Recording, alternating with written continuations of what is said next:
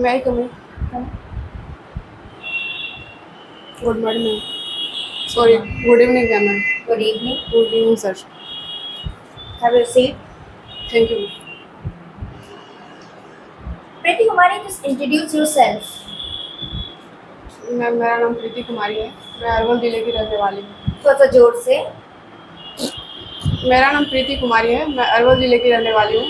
मैंने अपनी स्कूलिंग में अपने गांव के ही स्कूल से पूरी की है और मैंने 12th और ग्रेजुएशन की पढ़ाई पास के एक कॉलेज SJS से पूरी की है। SJS College. जी मैम, मेरी हॉबी कुकिंग और गार्डनिंग है। ये SJS का क्या फुल फॉर्म है? शहीद जगदेव सिंह स्मारक कॉलेज। शहीद जगदीश सिंह।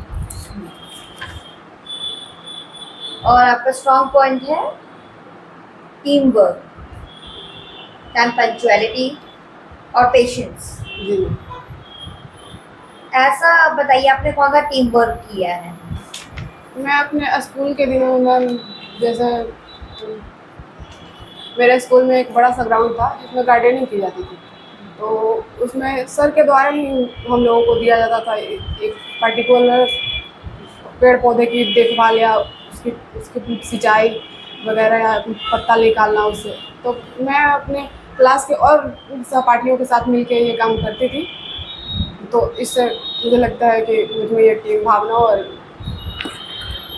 का विकास हुआ है। ये मुझे बताइए कि हॉर्टिकल्चर क्या होता है? हॉर्टिकल्चर मैम ये बागवानी को कहते हैं। तो किस टाइप की बागवानी होती है? जिसमें फलों की खेती की जाती है मेनली। बहुत बढ़िया। ये मुझे बताइए कि जो कहा जाता है कि अगर फार्म के चारों तरफ, अगर मान लीजिए कोई फार्म है उसके चारों तरफ हम पेड़ लगाते हैं, जी इसका क्या क्या फायदा हो सकता है? उसमें बताइएगा हमारे इन्वायरमेंट पर। इन्वायरमेंट पर तो एक फायदा हो सकता है कि मैम कि कार्बन सिंक बढ़ेगा। हाँ। इससे वातावरण भी साफ होगा और ऑक्सीजन की ज़्यादा प्राप्ति होगी। और कोई कोई प्रकृति में ऐसे पेड़ पौधे पाए जाते हैं जो एक दूसरे के लिए कीट सहभागी होते हैं। जैसे मैम मसूर के खेत के किनारे ये धनिया लगाया जाता है जिससे कीट नहीं आते हैं। तो इस तरह डबल फायदा होता है, एक तो उत्पादकता बढ़ती है और मैम पर्यावरण पर भी सकारात्मक प्रभाव आता है इसका। देखा गया है कि हमारे देश में काफी सारे जो फार्मर है वो मार्जिनल फार्मर या स्मॉल फार्मर्स हैं, जिन पर 2 हेक्टेयर से कम लैंड। आप ज्योग्राफी की स्टूडेंट भी हैं, मुझे आप ये बताइए कि अगर इनकी प्रोडक्टिविटी बढ़ानी हो तो किस तरह से वो लोग अपनी प्रोडक्टिविटी बढ़ा सकते हैं? प्रोडक्टिविटी बढ़ाने के लिए मैम तो पहला है कि गहन खेती अपनानी होगी, जिसमें एक से ज़्यादा फसल एक साथ लिया जा सकता है। जैसे इसका उदाहरण मैम चाइना में है कि वहाँ लैंड कम होने की वजह से और जनसंख्या का दबाव ज़्यादा है, तो इसके लिए वहाँ खेत के मेड़ पर जैसे फल उगा लेते हैं, सब्जी वगैरह ये सब, तो वहाँ खाद्यान्न की समस्या मतलब बहुत हद तक हल हो सकती है। और दूसरे मैम कि ये बायोटेक्नोलॉजी के द्वारा जो उत्पादकता बढ़ाने वाली जो फसलें हैं उनमें संशोधन करके ये, और अभी मैम ये कार्बनिक खेती पर हम लोग जो जोर दे रहे हैं, तो कार्बनिक खेती है वो भी एक अच्छा विकल्प है जिससे कम पूंजी का उपयोग करते हुए धीरे धीरे अगर लॉन्ग टाइम तक किया जाता है एक ज़मीन पर, तो उसकी उत्पादकता धीरे धीरे बढ़ती है और ये कॉस्ट इफेक्टिव भी होता है और इससे किसान की आय बढ़ेगी। बहुत बढ़िया। आप आपसे अन्य मेंबर प्रश्न करेंगे तो ना फिर मैं आपसे पूछूं। Thank you. प्रीति, जी सर। प्रीति, आप मुझे ये समझाइए कि ये आपने नाम सुना होगा, एक ऑपरेशन है बिहार सरकार का, ऑपरेशन प्रहार। नाम सुना है इसका? जी सर, मैं अवेयर नहीं हूँ सर, सॉरी सर। अगर नहीं है आप, ऑपरेशन मुक्ति का नाम सुना है? Sorry sir. इससे अगर नहीं, तो आप करंट में क्या सब पढ़ते हैं ये समझा दीजिए, आप उसी अनुसार हम आपकी बात कर रहे थे। सर करंट में मैं न्यूज़पेपर ही फॉलो करती हूँ। न्यूज़पेपर कौन सा न्यूज़पेपर पढ़ते हैं? दैनिक जागरण। आज आपने क्या सब न्यूज़ पढ़ा है?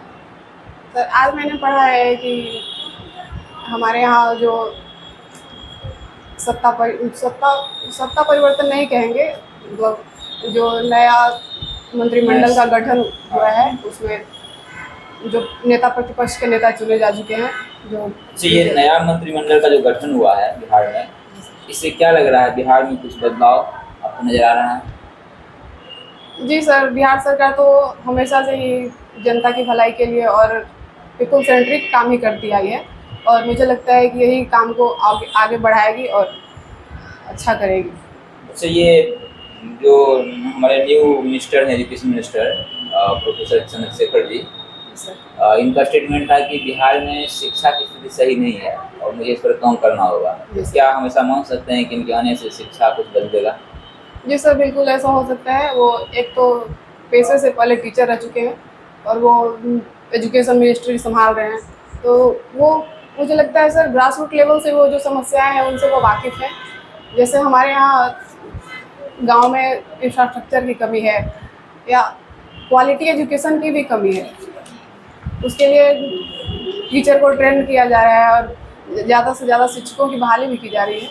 तो सर मुझे लगता है कि उसमें जो बुनियादी सुविधाएं कहाँ मतलब मेन होल है वो उसे भरपाई कर पाएंगे। ठीक है। आप न्यूज़पेपर पढ़ते हैं तो आपने एक न्यूज़ सुना होगा कि जो गया का जो विष्णुपद मंदिर है ये भी चर्चा में बना हुआ है। वहाँ शायद जहाँ तक मैं समझ पा रही हूँ सर कि वो जो महात्मा बुद्ध की सबसे बड़ी लेटी हुई प्रतिमा बनाने का अभी चर्चा में क्यों है ये बताइए मुझे अभी। जी सर, एक मैं उनका नाम नहीं रिकॉल कर पा रही हूँ, जो माननीय मुख्यमंत्री नीतीश कुमार के साथ मंदिर में प्रवेश कर गए थे, उनके खिलाफ बयानबाजी की जा रही है। तो मुझे सर जहाँ तक मुझे लगता है कि ये सब पॉलिटिकल ही है, क्योंकि मेरा देश तो शुरू से ही धर्मनिरपेक्ष रहा है, यहाँ विविध धर्मों की संगम है। मतलब सर यहाँ ऐसा नहीं है कि बड़े बड़े पीर मज़ारों के यहाँ जैसे दरगाह शरीफ में हिंदू भी जाते हैं, तो वहाँ उस समय रहा होगा कुछ ऐसा इशू कि मंदिर के प्रवेश के द्वार पर लिखा गया होगा कि मुस्लिमों की प्रवेश वर्जित है। लेकिन सर मुझे लगता है धर्म बिल्कुल भी मतलब पूरी तरह से अपनी श्रद्धा का विषय है, तो अगर उन्हें जाने में कोई आपत्ति नहीं है तो मुझे लगता है हमारा देश सेकुलर देश है, धर्मनिरपेक्ष देश। जी सर, धर्मनिरपेक्षता का क्या मतलब होता है? धर्मनिरपेक्षता का मतलब ये सर होता है कि राज्य किसी भी धर्म पर नेगेटिव इम्पैक्ट नहीं डालेगा। अच्छा, उसे अगर वो माइनॉरिटी मानने वाले के पास अगर है तो उसे संरक्षित करने के लिए पॉजिटिव कुछ ला सकते हैं प्रावधान, लेकिन नेगेटिव नहीं लाएंगे। ठीक है।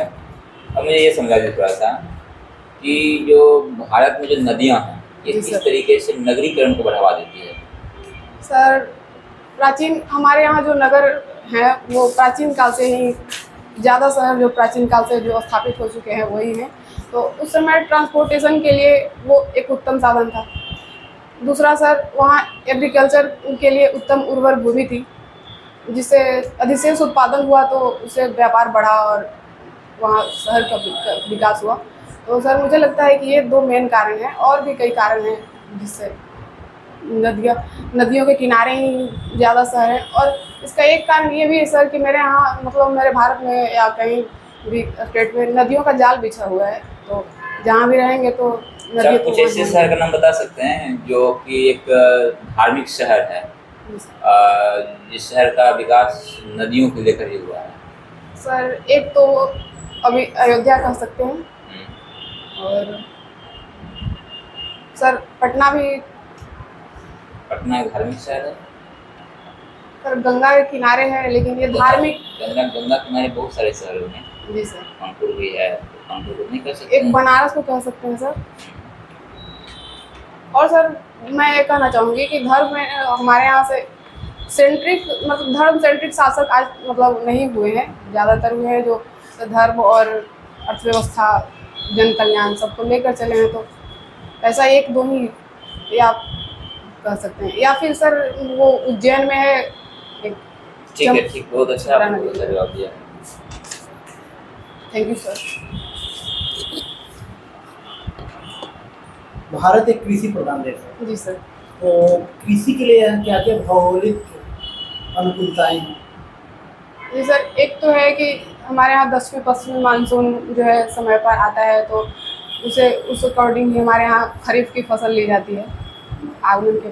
फिर उसको लौटते समय जो हमारे यहाँ जो हिमालय है, वो तिब्बत के क्षेत्र से या साइबेरिया के क्षेत्र से आने वाली ठंडी हवाओं को रोकती है, और हिमालय ही सर इधर से 10वीं पश्चिमी मानसून को रोककर घनघोर वर्षा करवाती है, जिससे हमारा देश एक कृषि प्रधान देश बनता है।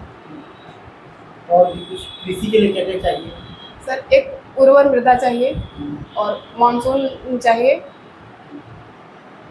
सर, और एक वर्क फोर्स भी चाहिए जो हमारे यहाँ अवेलेबल है। तो आपको इंडिया के एग्रीकल्चर में कुछ कमियां भी नजर आती हैं?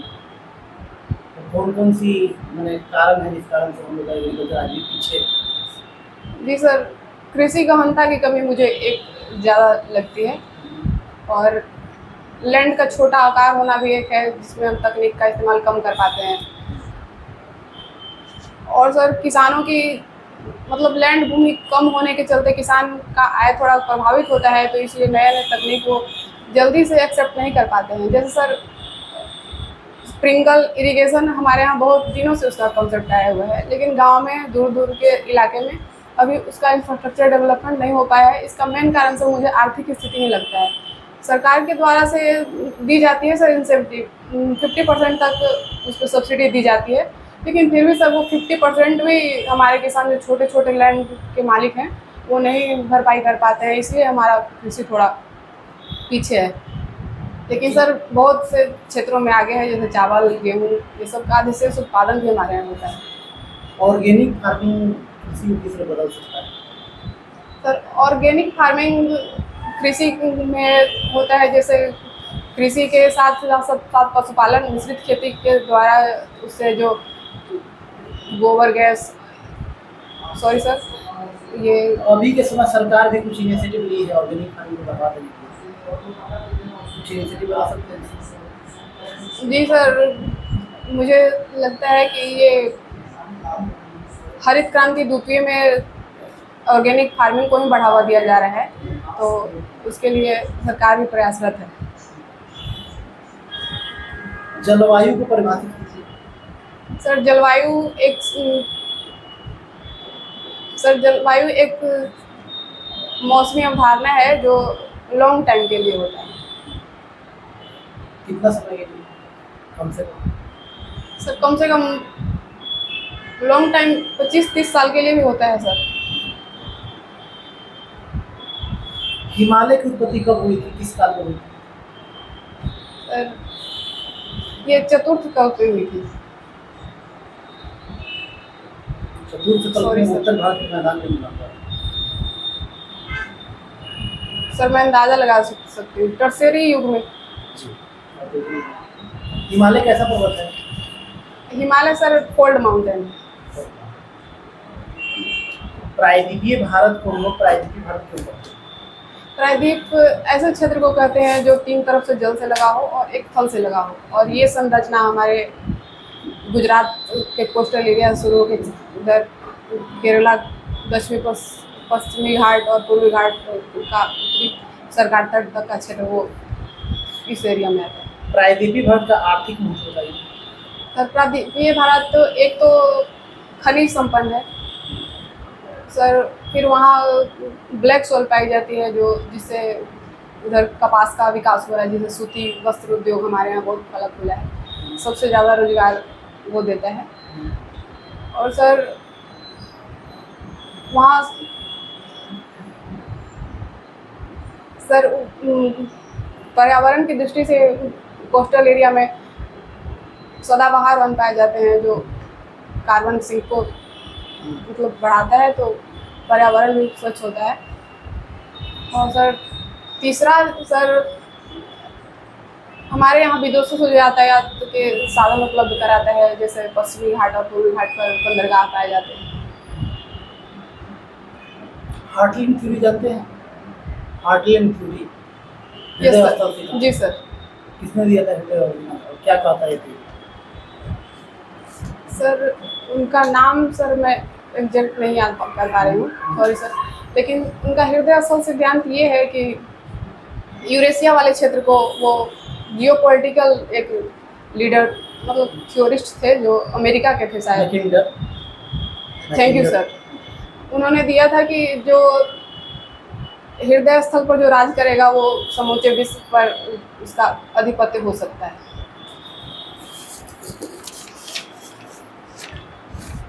आपका इंटरव्यू काफी अच्छा रहा। आपके सक्सेस होने की हम लोग उम्मीद करते हैं और अपनी तरफ से आपको शुभकामनाएं देते हैं। Thank you ma'am.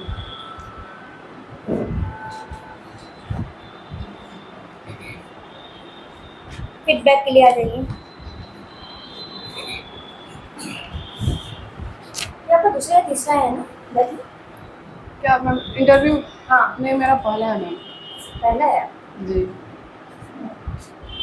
काफी अच्छा है आपका इंटरव्यू और आपने जो जो इस पे बात लिखी है फॉर्म में, इस बात में मैंने आपकी पकड़ देखी है। ज्योग्राफी की,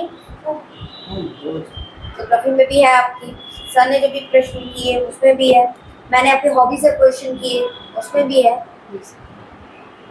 तो हम लोग को उम्मीद है कि आपका हो जाएगा। एक दो बार और प्रैक्टिस कीजिए, आपका और भी अच्छा होगा। जी मैम। सर आप जो पूछ रहे थे करंट, वो अभी का है या वो दिन का है सर? नहीं, ये करंट लगभग 22 तारीख का अगस्त का है। मतलब एक महीने का। सर तो मेरा करंट अफेयर्स नहीं हो पाता है थोड़ा सा तो करना पड़ेगा। सर। किसी मैगजीन को लेके, करंटली मैगजीन को लेके उसको एक बार पढ़ जाइए। सर आप बिहार से पूछे तो बिहार के लिए क्या मैगजीन आती है मैम? हाँ, बिहार के लिए भी आती है। तो एक महीने का पढ़ लेंगे तो हो जाएगा सर? एक महीने का नहीं, 2-3 महीने का पढ़ना पड़ेगा कम से बोर्ड कम। मेंबर वहाँ पर मतलब उनके ऊपर डिपेंड होने के नाम कौन सा क्वेश्चन आ गया। सर लेकिन आप लोग अनुभवी हैं तो आप लोग तो ज़्यादा सटीक बता पाएंगे। 6 महीने का वैसे पढ़ा जाता है। जी। मैगजीन आपको मिल जाएगी। आप अशोक राजपथ भी जाके ले सकते हैं और आप बीपीएससी ऑफिस के सामने भी ले सकते हैं। बिहार स्पेशल मैगजीन आती है। 3 महीना का कम से कम पड़ेगा। और सर ये इंडिया वाला भी 3 महीने का No. या उससे ज़्यादा? 6 महीने का आपको करंट अफेयर आना चाहिए। तो सारे मैगजीन जाइए, देखिए वहाँ पर पूरे मैगजीन से पूरा मार्केट भरा हुआ है। आप जाइए, जिससे आपको अच्छे लगे मैगजीन आप अपने सुविधा अनुसार ले लीजिए। ठीक है, मैं बहुत डर गई थी मैम कि मेरा ज्योग्राफी हो पाएगा नहीं। कोई बात मेरी नहीं। एंट्री मैम ठीक, आपकी ड्यूटी, मैं भूल गई थी, मॉर्निंग बोल दी। कोई बात नहीं। बस बस आत्मविश्वास बनाए रखिए। आप एक दो बार इंटरव्यू दीजिए, आपको और इम्प्रूव करेगा, ये डर भी निकल जाएगा। ठीक है मैम।